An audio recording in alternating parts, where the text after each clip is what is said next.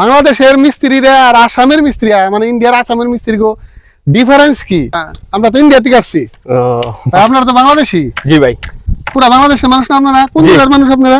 ভাই আমরা এই গ্রামেরই।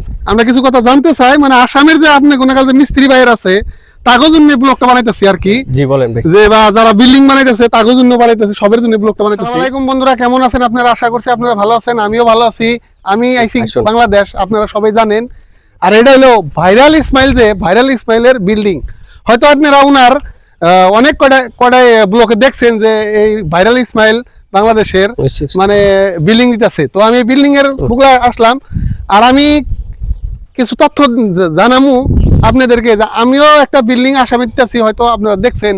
বাংলাদেশের মিস্ত্রিরা আর আসামের মিস্ত্রিরা মানে ইন্ডিয়ার আসামের মিস্ত্রি গো ডিফারেন্স কি? মানে আমরা যে হিসাবে কাম করি, ধরেন স্কোয়ার ফুট হিসাবে কাম করি বা আমরা হাজিরা নেই, ইনারা কি হিসাবে কাম করে আমি সেই হিসেবে একটা ব্লগ বানাইতেছি। দেখেন আপনারা, তবে একটা মিস্ত্রি ভাই বলে যাইতেছি।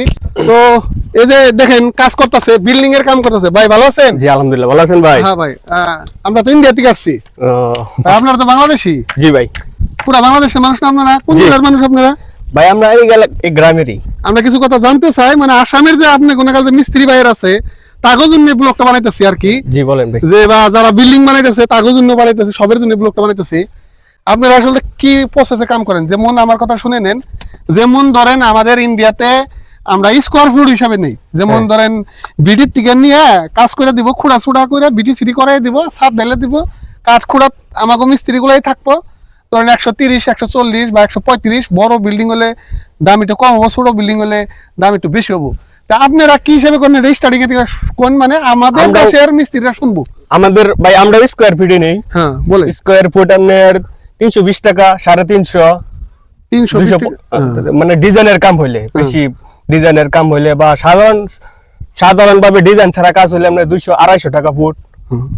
মানে না, আমি জানতে চাইছি যে খুঁড়া উঠে যারা নিচের থেকে একদম বেস করে নিচের থেকে খুঁড়া পর্যন্ত ছাদ পর্যন্ত সাত রাজারা ডিজাইন বলে বেড়ার কাম তো আপনারা করবেন না? আমরা একদম কমপ্লিট নিবেন, কমপ্লিট তাই না? কাঠ খুঁড়া কাগজ থাকতো সব আমাদেরই। হ্যাঁ, কত করে স্কোয়ার ফুট হ্যান বলেন? স্কোয়ার ফুট হচ্ছে আমার 320 টাকা, 250, 280। আপনাদের ভাই লেবার চার্জ কত? আপনি ধরুন মেন মিস্ত্রি তাই না? তাহলে আপনার লেবারের কত দেন? আমরা লেবারের বেতন হচ্ছে 500। আর যারা ধরেন আপনার লগে আর একটা মেন মিস্ত্রি যদি নেন, ধরেন আপনি সমান কাম, ওনার বেতন কত দেন? এনার 900, 800, 900।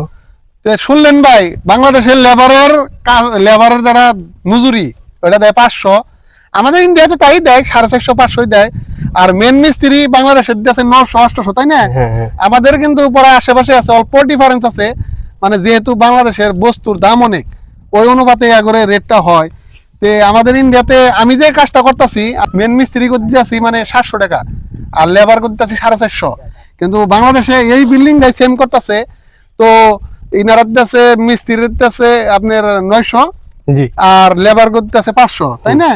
তাহলে ভাই এই যে বিল্ডিং এর যে খুঁড়াটা গাড়লেন তাই না, এনে রড কটা করে দিচ্ছেন? কয়টা 16 দিচ্ছেন, কয়টা 12? জানি কোনো আমার কোনো নিয়ম থাকে মোটা রডটা 12, 16, 10।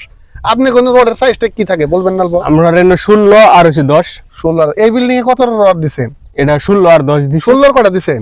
16 দিছি আপনার 4টা আর 6টা, 4টা 6টা, 4টা আর 6টা তাই না? এটা তলে থেকে কত ফুট খুঁজছিলেন? তলে আমার 5 ফিট। 5 ফিট তলে থেকে। জালিটা কয়ের দিছিলেন ভাই? জালিটা দিছি 5 ফুট 6 ফুট। 5 ফুট 6 ফুট, তার মানে জালিটা বড় করে দিচ্ছেন তাই না? বড়।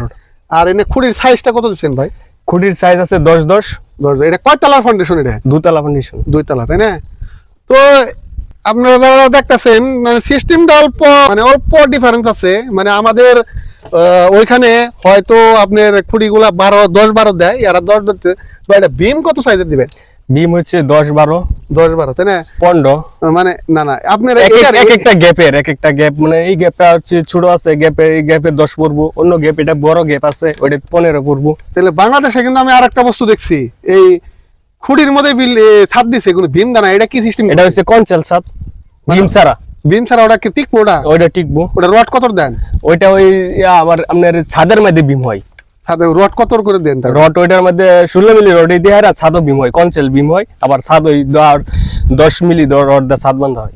10 মিনিট দিয়ে ছাদ বান্ধা হয় আর লগে 16 দিয়ে দেয় তার মানে প্রতি ফিলার আপনার কনসেল এই ছাদের রডের সাথেই কনসেল বিম থাকে। আপনার ওটা আপনার রডটা যে বা ধরুন আপনি এনু যে ছাদরা এনু যে বিমটা দিবেন, হ্যাঁ হ্যাঁ, আপনার বিমের মধ্যে কয়টা রড দিবেন? বিমের মধ্যে 6টা রড দিবেন, তাই না? টানা টানা থাকবো তার মানে ছোট প্রতি ফিলার টু ফিলার টানা থাকবে প্রতি গেপে গেপে। কিন্তু ওই কনসেল ছাদের মধ্যে আপনি কয়টা করে রড দেয় জানেন না? এই ছাদের রড, হ্যাঁ ছাদের রড তো আপনার জালি বান্ধি আপনার এটা তো কোনো না না না, ওই 16 রড কয়টা দেয়? 16 4টা করে দিয়ে দেয়, 4টা 6টা গ্যাপ বুঝছে। ওটা অল্প দুর্বল হয় না ভাই? না দুর্বল হয় না তো, এটা আমি বাংলাদেশে দেখলাম, তার মানে আসামের কোনো জায়গায় দেখি না, তার জন্য ওইটা আপনার ওই গাঁথনি তো আবার ছাদের লগে ঠেক লাগে। গাঁথনিতে ছাদের লগে ঠেক লাগে না? এবার করে 5 তলা বিল্ডিং আমি দেখলাম। হ্যাঁ হ্যাঁ হয়, এটা ওই যে আপনার গাঁথনি করে লইলে আপনার 5 তলা আর 6 তলা নাই। যাই হোক, আপনারা যারা ব্লগটা দেখতেছেন, যারা আসামে বিল্ডিং দিতেছেন বা বাংলাদেশেও বিল্ডিং দিতেছেন, আমি তাদের জন্যই বানাইলাম। আর আমার মিস্ত্রি ভাইরাও আমারে কইছিল যে বাংলাদেশের কিছু মিস্ত্রি করে লগে কথাবার্তা লাগে, জানার লাগে কিছু। ভাই অনেক কথাই জানাইলেন, আমরা জানলাম কিছু, যেহেতু নতুন কথা বহুত কিছু। তো আপনারা যারা ব্লগটা দেখতেছেন বেশি বেশি শেয়ার করবেন, আর পারলে রফি ব্লগটা ফলো করে নেবেন, এরকম ব্লগ দেখবেন।